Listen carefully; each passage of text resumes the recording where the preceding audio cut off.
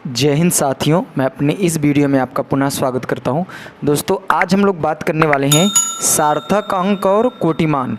तो ये दोनों क्या होते हैं, इनके बारे में आज हम लोग समझते हैं। देखिए, पहले तो समझते हैं सार्थक का मतलब क्या होता है।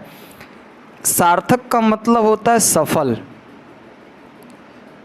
सार्थक का मतलब होता है सफल। जैसे एक चीज़ आप कभी नोटिस करना, जैसे होता है ना कि कभी कभी हम लोग मंदिरों में जाते हैं, तो अगर जिस उद्देश्य से हम गए रहते हैं, जिस मनोकामना से हम जाते हैं, अगर वो मेरी मनोकामना जो मेरा मतलब हम लोग मानते अगर वो कंप्लीट होता है, तो हम कहते हैं कि हमारा वहाँ जाना सार्थक हुआ। तो सार्थक का मतलब होता है सफल, अर्थात कोई चीज़ का जो सफल हो, जैसे कुछ आपने इच्छा जाहिर की और वो आपका सफल हो गया। आपने किसी से कोई डिमांड मांगा और वो मेरा जो डिमांड था वो कंप्लीट हुआ, तो उसी को हम लोग दोस्तों बोलते हैं सार्थक। तो यहाँ पे हम बात करने वाले हैं सार्थक अंक। तो देखिए, वैसे अंक जो होते हैं ना, इनको तो हम कई मॉडलों में लिख देते हैं, लेकिन कितने अंक सफल हैं इन्हीं की आज हम बात करने वाले। जैसे मान लीजिए हमने लिखा 5 के पीछे हमने डबल जीरो लगा दिया, तो इसको हम लोग पढ़ेंगे 500। लेकिन इन्हीं 5 के आगे अगर मैं डबल जीरो इधर लगा दूंगा, तो इसको मैं 500 नहीं पढ़ूंगा, तब इसको मैं सिर्फ 5 ही पढ़ूंगा। तो कहने का मतलब कि ये जो दो जीरो हैं, जब ये पीछे रहते हैं तब ये सफल होते हैं, तब ये क्या होते हैं, सफल होते हैं। लेकिन जैसे ये यहाँ पे लग जाते हैं तो इनका अस्तित्व बनता ही नहीं है, ये बिना किसी काम के होते हैं, तो ये सफल नहीं है। तो सार्थक अंकों में हम ये समझेंगे कि ऐसे कौन कौन से अंक हैं जो सफल होते हैं और ऐसे कौन कौन से अंक होते हैं जो सफल नहीं होते हैं। तो आइए हम लोग सार्थक अंकों की बात करते हैं। तो सार्थक अंकों में कुछ पॉइंट होती है। सार्थक अंक में पहला पॉइंट ये होता है कि सभी अशून्य संख्याएं सार्थक अंक होती। अशून्य का मतलब होता है कि 1 से लेकर 9 के बीच में जितनी भी संख्याएं होती हैं वो सभी के सभी अशून्य संख्याएं होती हैं, अर्थात जीरो को छोड़कर। तो सभी अशून्य संख्याएं सार्थक अंक होती। जैसे मैं आपको कहूँ तो हमने लिखा 42, 39, तो ये जैसे इसमें 4 अंक है, तो ये चारों सभी क्या है, अशून्य। तो मैं कहूँगा अगर सार्थक अंक कितने हैं कुल इसमें, तो इसमें कुल सार्थक अंकों की जो संख्या दोस्तों वो 4 है, क्योंकि सभी क्या है, अशून्य। जैसे मैं आपको कहूँ 12, 21, ये देखिए ध्यान से 12, 21 अर्थात 1221। तो मैं पूछूँ इसमें कितने सार्थक अंक हैं, तो यहाँ पे जितने भी नंबर हैं वो सभी के सभी क्या हैं, अशून्य हैं। तो हम कहेंगे इसका जो सार्थक अंक है दोस्तों वो 4 है। ठीक है, तो ये सार्थक, ये पहला कंडीशन हुआ।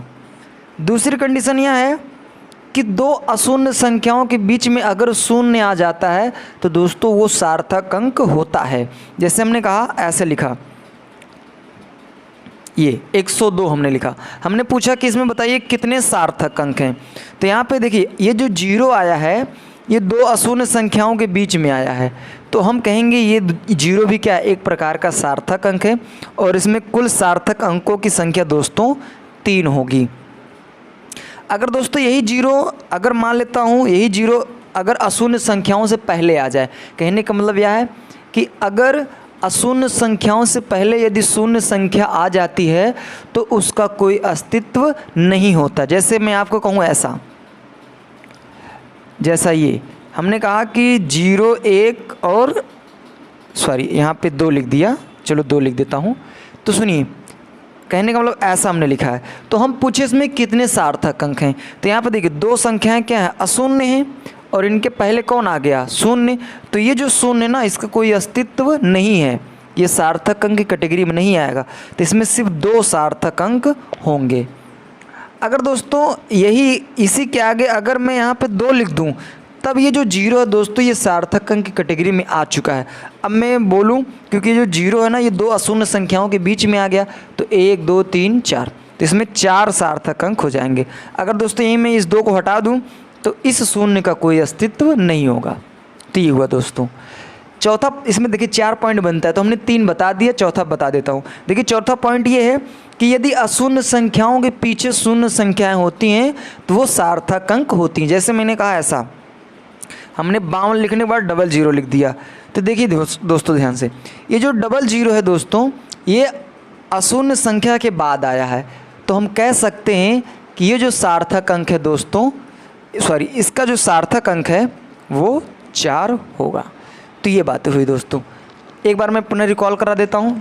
पहला पॉइंट ये था कि सभी अशून्य संख्याएं सार्थक अंक होती है। अशून्य संख्याओं का मतलब जो 0 से 9 के बीच में होगा वो सभी क्या होंगे, सार्थक अंक, जैसे हमने कुछ एग्जाम्पल में यहाँ पे आपको बताया। दूसरा ये है कि अगर दो अशून्य संख्याओं के बीच में एक शून्य संख्या आ जाती है तो वो सार्थक अंक होता है, जैसा कि हमने 102 को समझाया। तीसरा पॉइंट ये है कि यदि अशून्य संख्याओं से पहले यदि शून्य लिख दिया जाए तो वो सार्थक अंक नहीं होते हैं, उनको हम सार्थक अंक यानी सफल वो अंक नहीं है, उनको हम नहीं मानेंगे कि ये माना जाएगा अंक, वो सफल नहीं है।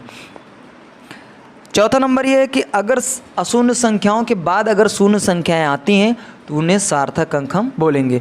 जैसे यहाँ पे हमने लिखा 52, तो 52 के पीछे अगर आप 00 लगाएंगे तो ये सार्थक अंक होंगे। अगर यही 00 हम 52 से पहले लगा देंगे तो ये सार्थक अंक नहीं होंगे, तो ये ध्यान रखना। उम्मीद करता हूँ सार्थक अंक आपको कंफर्म हो गया होगा। सार्थक अंक का मतलब होता है कि ऐसे कितने अंक होते हैं जो सफल होते हैं। जैसे मैं आपको एक एग्जाम्पल और समझा दूँ, जैसे मान लीजिए लिखा है 12.367857 ऐसे कुछ करके लिखा है। तो देखिए दोस्तों, आप ये जानते हो कि दशमलव के बाद दो संख्याओं का अस्तित्व होता है, अदरवाइज उसके बाद की संख्याओं का अस्तित्व नहीं होता है। मतलब आपकी इच्छा तो लिख सकते हो, लेकिन दशमलव के 2 अंक के बाद तक ही लिखा जाता है। तो हम कहेंगे इसमें जो सफल अंक हैं वो तो मेनली 4 ही लोग हैं, क्योंकि यही 1 2 3 4 ही लोग हैं। बाकी ये तो शोभा के लिए रखे, अगर इच्छा है तो रख सकते, नहीं तो हटा दो। तो दशमलव की बात किसी नेक्स्ट वीडियो में बताऊंगा, इसको डिटेल में समझा दूंगा दशमलव वाला। तो अभी इतना ही आपके लिए इनफ है। अब बात आती है कोटिमान। देखिए कोटिमान का मतलब क्या होता है, इसको जैसे मान लीजिए कुछ नंबर होते हैं तो हम उसको 10 के घात में अगर लिख देते हैं तो उसी को हम लोग दोस्तों बोलते हैं कोटिमान। तो जैसे हमने ऐसे कुछ ऐसे नंबर हैं, चलिए मान लीजिए हमने लिखा है, चलो कुछ ऐसा, यानी 5 इकाई दहाई सैकड़ा हज़ार 10,000 52,000 हमने लिख दिया।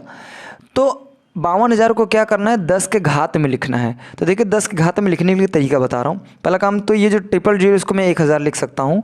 तो 52 गुणे 10 के घाते 3, इसको मैं ऐसा लिख सकता हूँ। उसके बाद क्या करूँगा, मैं चाहता हूँ कि मान लेता हूँ यहाँ पे आप दशमलव लिख सकते हो, दशमलव आने के 0 लगा सकते हो दशमलव के बाद। तो मैं इस दशमलव को यहाँ पे लाना चाहता हूँ। तो ये इस दशमलव को जब मैं यहाँ पे लाऊंगा तो ये हो जाएगा 10 के पावर, इधर थोड़ा एक दशमलव इधर खिसकेगा तो यहाँ पे एक घात बढ़ेगी तो घात 4 हो जाएगी।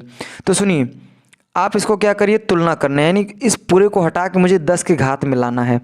तो इसकी तुलना हम लोग 3.16 से करते हैं।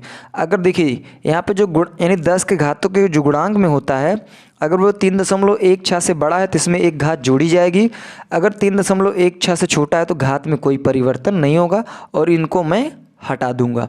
तो ध्यान से देखना, ये जो 5.2 है ये 3.16 से क्या है, बड़ा है, तो यहाँ पे एक घात बढ़ जाएगी। तो इसको मैं लिख सकता हूँ 10 के घाते 5। तो अगर पूछा जाए कि यानी 52,000 का जो कोटिमान है वो कितना होगा, तो वो दोस्तों 10 के घाते 5 होगा। ये ध्यान रखना है। एक मैं आपको एग्जांपल और समझा दूं, जैसे मान लीजिए लिखा है 2.2 गुणे 10 के घाते 6। पूछा जाए कि इसका कोटिमान क्या होगा, तो ध्यान से देखिएगा, ये जो 10 के घाते को गुणांक में जो रहता है इसकी मैं तुलना 3.16 से करूंगा। अगर ये छोटा इससे पाया गया तो घात में कोई परिवर्तन नहीं, अगर बड़ा है तो एक घात बढ़ेगी। तो यहाँ पे जो 2.2 है वो 3.16 से क्या है, छोटा है, तो इसमें घात में कोई परिवर्तन नहीं होगा और इसका दोस्तों कोटिमान 10 के पावर 6 ही रहेगा। उसी तरह दोस्तों अगर मान लीजिए 4.7 गुणे 10 के घाते -3 करके है, पूछा जाए इसका कोटिमान बताइए। तो देखिए दोस्तों, ये जो 4.7 है, अगर इसकी तुलना मैं 3.16 से करूँगा तो होगा क्या कि ये बड़ा है। तो जब बड़ा रहेगा तो एक घात बढ़ेगी, तो एक घात बढ़ने का मतलब 10 घाते 3 में आप क्या करेंगे, एक जोड़ दीजिएगा, तो ये हो जाएगा 10 के घाते -2। तो ये हुआ दोस्तों। तो ये कोटिमान का मतलब होता है दोस्तों कि किसी भी नंबर को 10 के पावर में लिखना, 10 के घात में लिखना। तो 10 के अगर मान लीजिए 10 घात में नहीं दिया, जैसे 52,000 53,000 कुछ ऐसा दिया है, तो आप उसको 10 के घात में कन्वर्ट कर लीजिए। उसके बाद आप 3.16 से क्या करिए, कंपेरिजन करिए।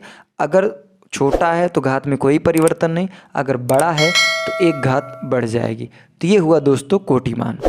तो सार्थक अंक और कोटिमान आपको उम्मीद करता हूँ समझ में आया होगा। आगे मिलेंगे दोस्तों नेक्स्ट वीडियो में, तब तक के लिए जय हिंद।